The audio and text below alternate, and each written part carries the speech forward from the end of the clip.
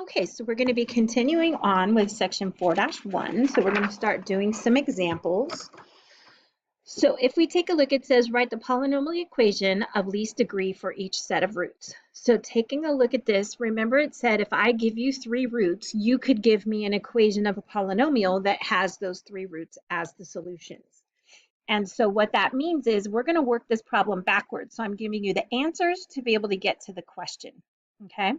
So what this means is we have x equal to 3 as a solution, we have x equal to negative 0.5 as a solution, and we have x is equal to 1 as a solution. Now, taking a step backwards, we're going to get these each to be equal to 0.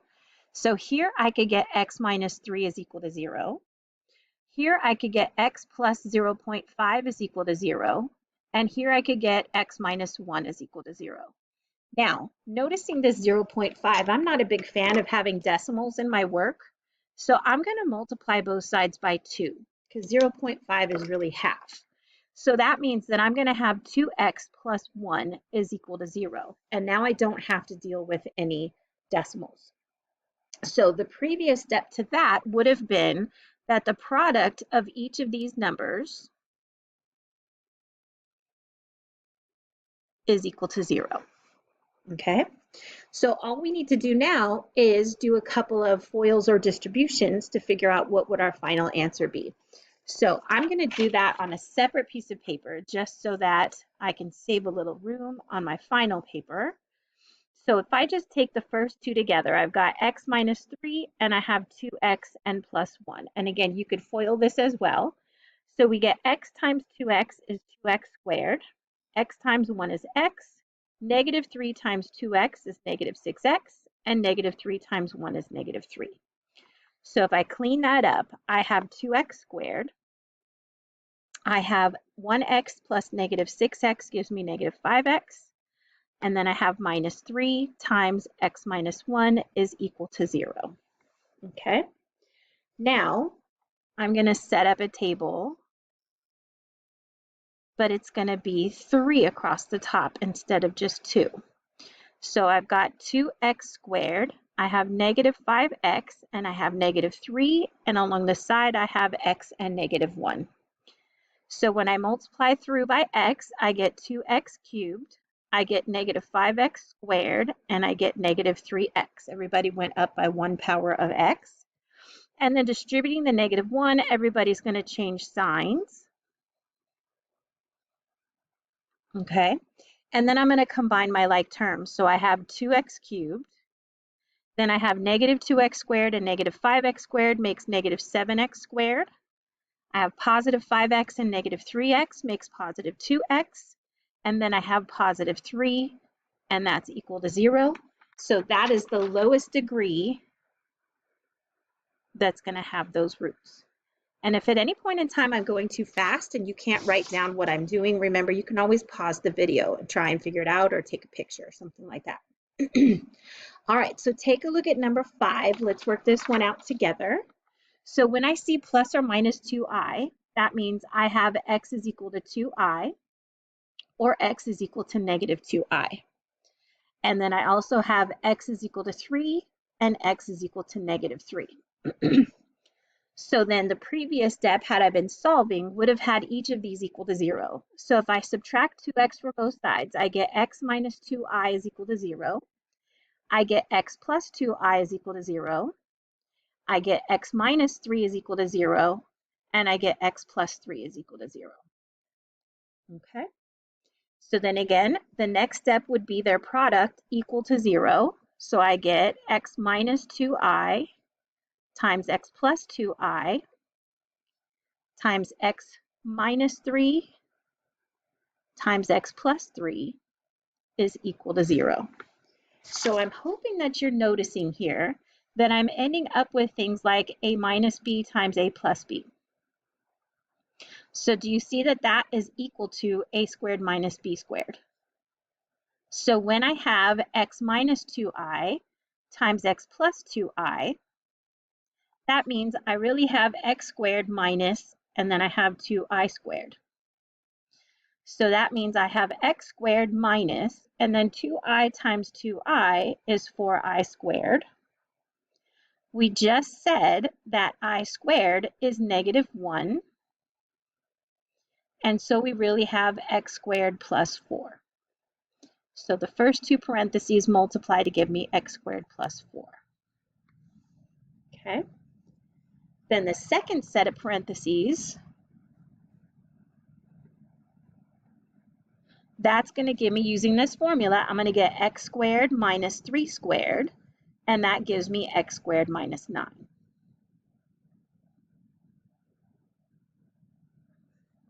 Okay, so I multiplied the first two together to get this first parentheses, and the last two together to get the last set of parentheses. So then the last step is going to be to multiply those two together. So I'll go ahead and use the box method. So I've got an x squared and a positive 4, and I have an x squared and a -9. So x squared times x squared is x to the 4th. X squared times -9 is -9x squared.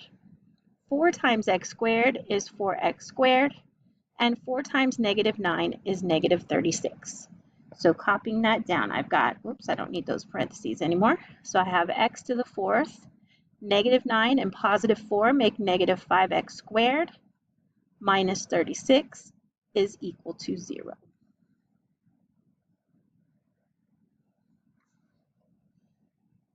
I would love to say any questions at this point, but there would be nobody to ask the question.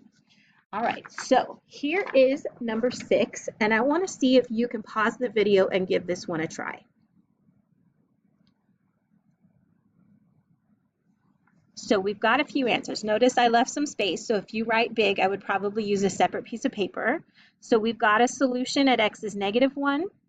We have a solution at x is equal to 3 plus I. We have a solution at x is equal to 3 minus I. We have a solution at x is equal to 2 plus 3i, and a solution at x is equal to 2 minus 3i. So those are the 5 roots that we have, so I would expect to get a 5th degree polynomial. All right, so the previous step to that, if I was solving, would be adding each of these or moving each of these to the left. So adding 1 to both sides, I get x plus 1 is equal to 0. Subtracting 3 and subtracting I would give me x minus 3 minus I is equal to 0. Here, moving the 3 and the I get x minus 3 plus I is equal to 0. Here I would subtract 2 and subtract 3i from both sides. And here I would subtract 2, that's a minus, and add 3i to both sides. Okay. So then I'm going to have the step that says x plus 1 times, and this is going to look crazy, and so we get x minus 3 minus I times x minus 3 plus I times x minus 2 minus 3i, and then times x minus 2 plus 3i is equal to 0. And I want to say any questions. Okay, I'm going to move forward. So I'm going to ignore this x plus 1 for a minute.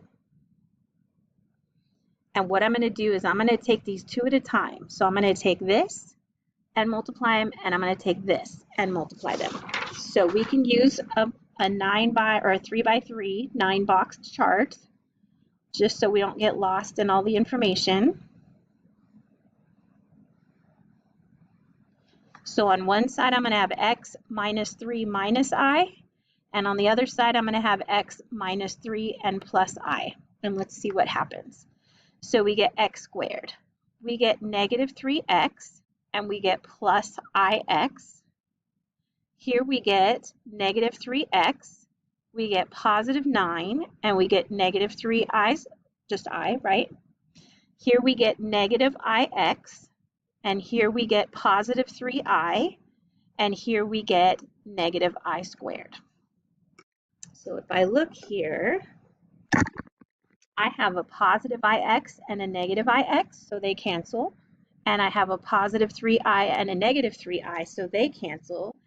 And this is really saying the opposite of -1, and so that's really just positive 1. So if I clean that up, I've got an x squared, and I've got negative 3x plus negative 3x is negative 6x. and then I have positive 9 and positive 1 give me positive 10. So that's going to happen every single time. The i's should drop out. Okay, so if you haven't done so already, go ahead and pause the video and see if you could multiply the next two together. So if we set up our chart,